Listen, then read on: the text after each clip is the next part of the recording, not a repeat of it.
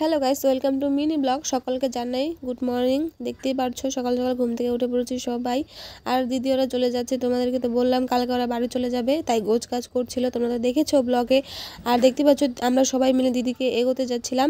বেশি দূর যাবো না, বাড়ির সামনেই দাঁড়িয়ে রয়েছে গাড়ি। সকাল সকাল চলে এসেছে, ভোর বাজে 5টা।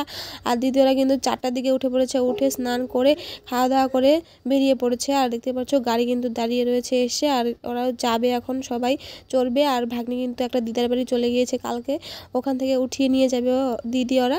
আর দেখতে পাচ্ছ ভাগনা আর দিদি আর জামাইবাবু তিনজনই যাচ্ছে। আর ওদিক থেকে ভাগ্নিকে আর একটা ভাগ্নিকে ভাগ্নিকে নিয়ে যাবে, ঠিক আছে। আর ওরা এখন যাচ্ছে, আর গাড়ি তো এসে দাঁড়িয়ে রয়েছে। আর কি এত কুয়াশা, কি বলবো তোমাদের, কিচ্ছু দেখা যাচ্ছে না, কিচ্ছু না, এত কুয়াশা। আর ভীষণই কিন্তু ঠান্ডা লাগছিল।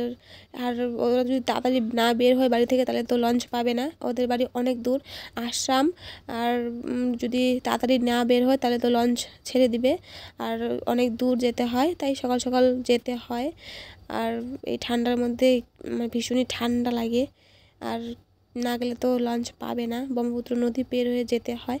আর এদিকে চলেও গেলো ওরা, শহর থেকে টাটা দিয়ে দিলাম। আর এই কুয়াশার মধ্যে যাবে, এত কুয়াশা কি বলি তোমাদের। আর ওদেরকে এগিয়ে দিয়ে এসে আমরাও চলে যাচ্ছি বাড়ি। আর এত কুয়াশা কি বলি তোমাদের, দেখো নিজের বাড়ি দেখা যাচ্ছে না। চলো সবাই ভালো থেকো, ওই ঠান্ডার মধ্যে সবাইকে টাটা জানাই।